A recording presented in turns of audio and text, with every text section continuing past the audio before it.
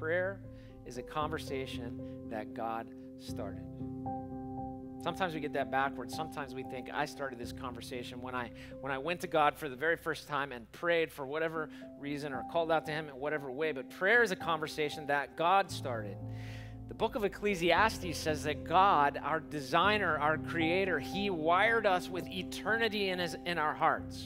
So he wanted us from the very beginning, designed us to have a longing for him deep in our souls. Now, people try to fill this with lots of different kinds of stuff. But we were wired to have intimacy with God in our soul. David says some things in the book of Psalms that leap out to me in this regard as he's living life in good times and bad times. Psalm 42, 1 and 2, he says, "As a deer pants for flowing streams, so my soul pants for you, O God. My soul thirsts for God, for the living God. When shall I come and appear before God?"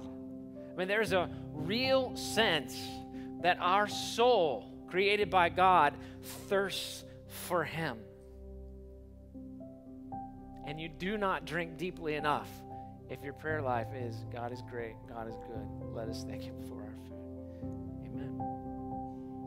Our soul thirsts for him. David says in Psalm 84, verse 2, "My soul longs, yes, faints for the courts of the Lord. My heart and my flesh sing for joy to the living God." So we're wired this way, and our soul wants to simply be with him, cry out to him. Even if sometimes our mind and our will, we do not recognize this, our soul has been created in such a way that we thirst for him. And disciples of Jesus who have confessed with their mouth that Jesus is Lord and believe in their hearts that God raised him from the dead know that the only way to be with God, the only way to abide with him, is to hear him speaking through his word and in prayer.